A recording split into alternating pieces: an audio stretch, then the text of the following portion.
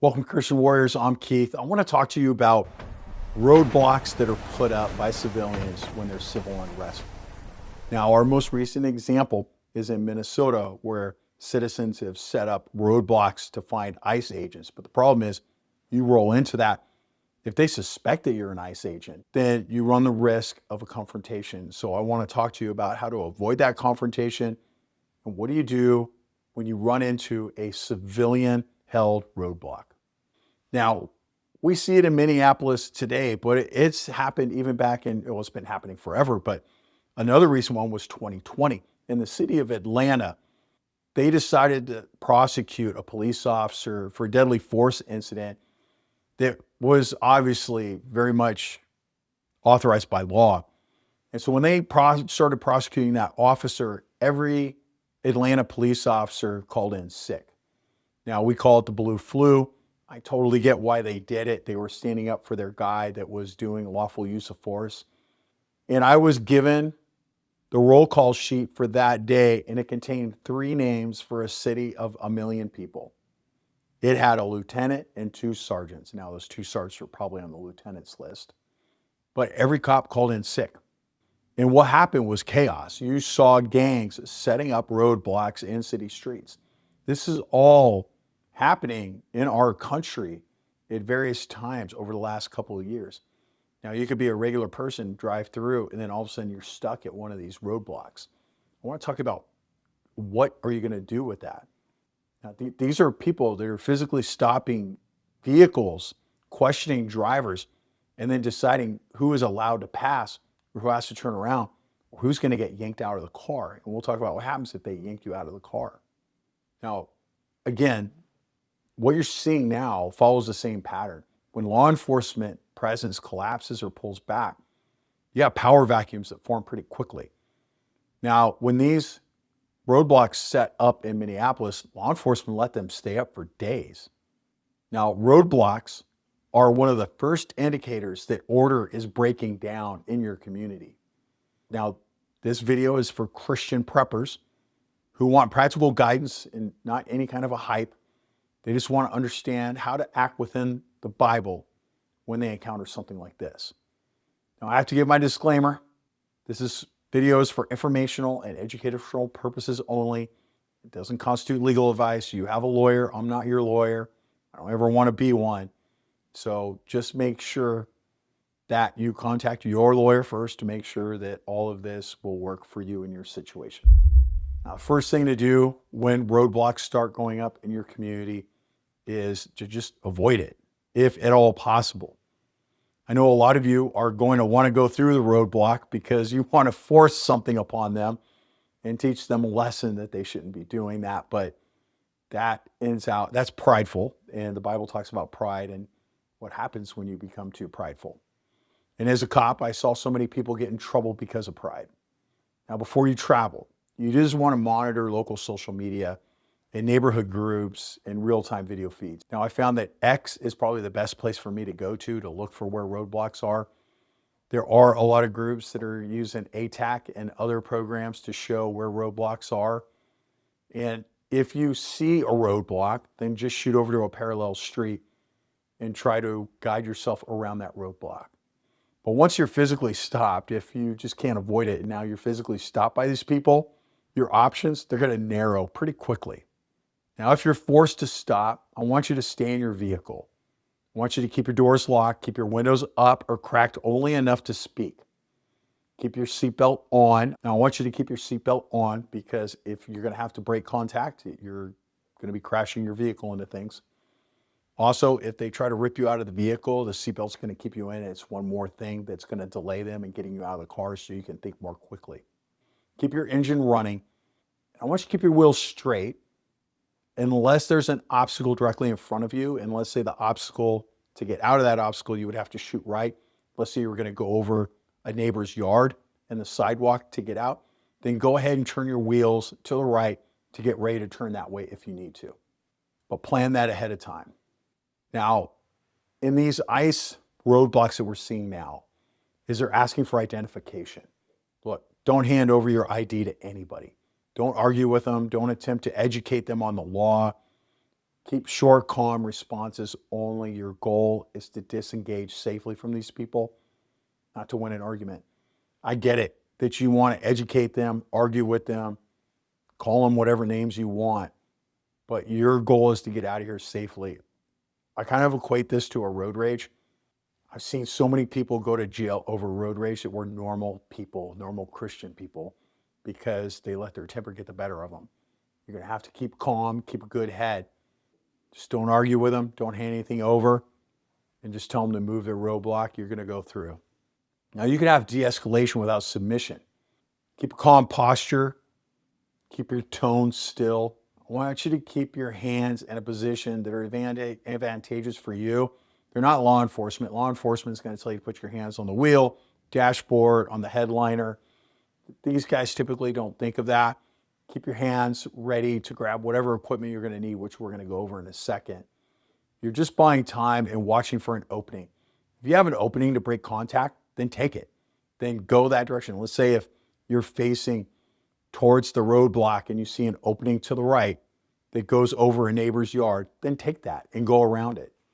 You may have to wait a minute while people shift positions. Sometimes they block your vehicle with humans, and you can still just wait till they shift a little bit and take that time to drive off to the right or to the left, whichever way you need to go.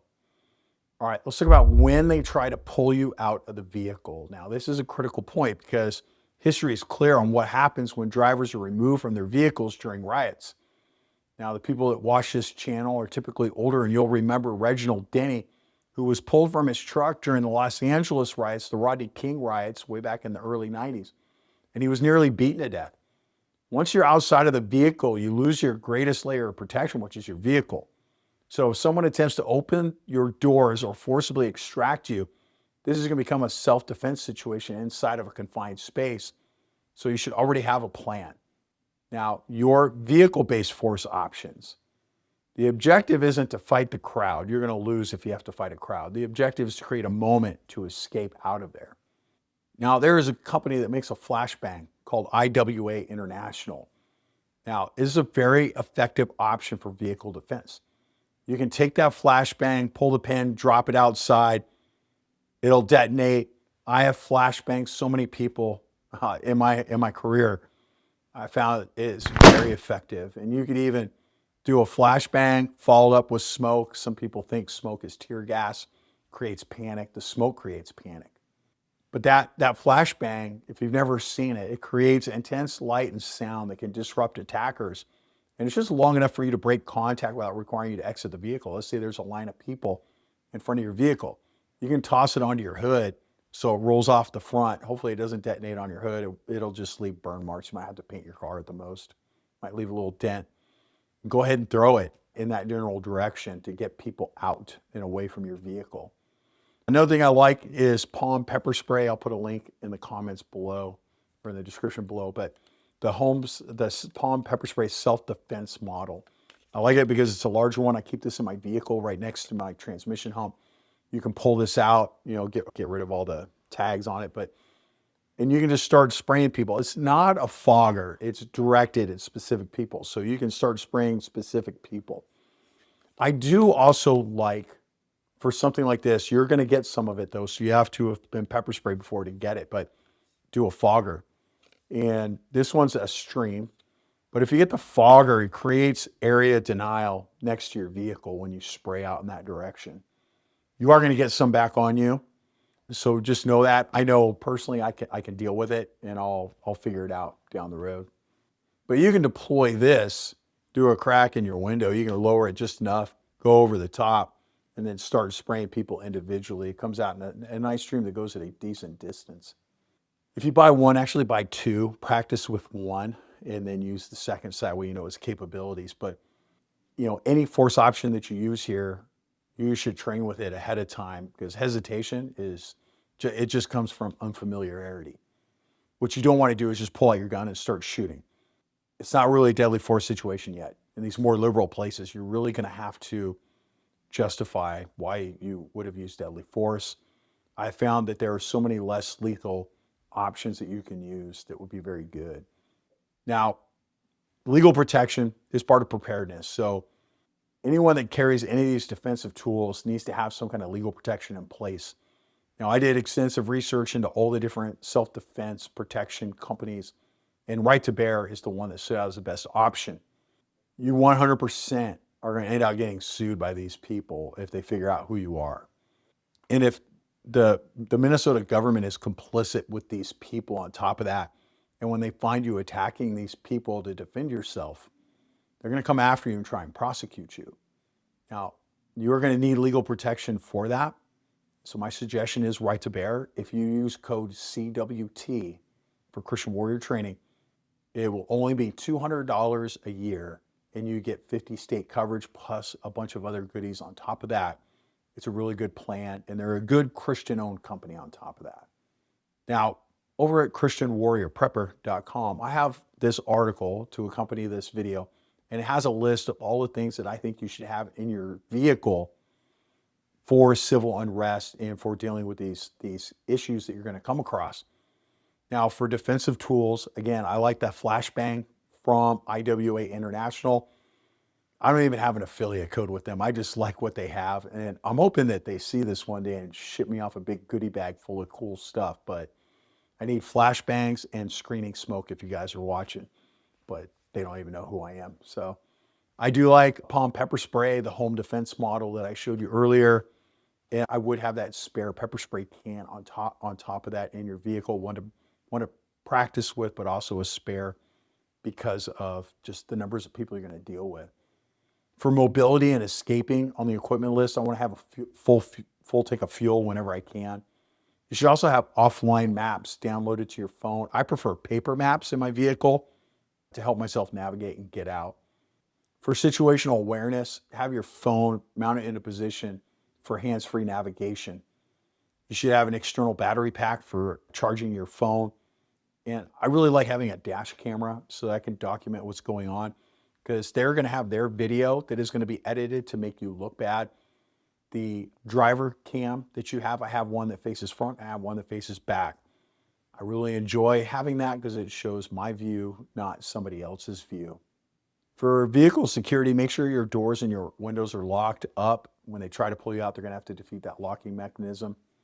Window tint is always good as long as you're within legal limits. I like the window tint when I was a narc. I liked it because I can do surveillance and do other things and people couldn't necessarily see who I am, but it may be illegal in your area, so just don't violate the law. Make sure your headlights and your brake lights are fully functional, so that way you don't give law enforcement a reason to pull you over. On the medical side, you should think about having a tourniquet staged within reach of your driver's seat, so if you do get shot while you're driving away, you can tourniquet yourself and then continue on. The same thing, having a pressure bandage for the same reason. Now, Scripture doesn't call Christians to be passive or ignorant when you face danger. It repeatedly emphasizes discernment, restraint, and readiness paired with understanding that force may be necessary when evil presses in. Proverbs 22:3 states that the prudent sees danger and hides himself, but the simple go on and suffer for it. Now, avoidance isn't cowardice, it's wisdom. Choosing alternate routes, monitoring conditions, and staying away from unrest aligns directly with biblical instruction. Now, Romans chapter 12, verse 18 tells believers, if possible, so far as it depends on you, live peaceably with all. Now, that verse contains an important qualifier. Peace is the goal when it's possible, but Scripture does not command submission to lawlessness or violence when peace is no longer being offered. Jesus himself addressed the reality of hostile environments in Luke 22:36. He instructed his disciples, let the one who has no sword sell his cloak and buy one. Now, this was not a call to aggression, but an acknowledgement that the world they were moving into was dangerous and that they were responsible for their own protection while carrying out their mission. Now, throughout Scripture, God affirms the legitimacy of resisting evil when innocent life is threatened. Now, Nehemiah chapter 4, verse 17, it describes the rebuilding of Jerusalem's wall. It says, those who carried burdens were loaded in such a way that each labored on the work with one hand and held his weapon with the other. Now, preparation and purpose existed side by side. There's also a clear biblical foundation for asserting control when confronted by violence. Ecclesiastes chapter 3, verse 8 reminds us that there is a time for peace and a time for war. When individuals attempt to forcibly remove you from your vehicle, they try to assault you or place your life in immediate danger, that moment is shifted from peace to survival. Now, preparation tools and a plan do not reflect fear. They reflect stewardship. Christians are accountable for the lives entrusted to them, including their own and those traveling with them. Refusing to prepare doesn't demonstrate faith, it demonstrates presumption. Now, unauthorized roadblocks place innocent people at risk. Having a plan, maintaining awareness, and being willing to act decisively when escape is threatened aligns with both wisdom and responsibility taught throughout Scripture. Now, we know that there are unauthorized roadblocks being built within American cities. They've happened before and they're happening again. They're happening right now as we speak. I want you to avoid it when possible. Stay in your vehicle, have tools, have a plan, have legal protection like right to bear in place ahead of time. And preparedness, like we talked about here, allows you to move through unstable moments without panic and without becoming a victim. Now, when you leave here, I want you to pray for our country. I want you to pray that we overcome this evil resistance that's occurring within our country so that we can keep our people safe and continue to live peaceably in the greatest country in the world. I also want you to remember your ABCs. Always be caring. Put a flashbang on top of that too.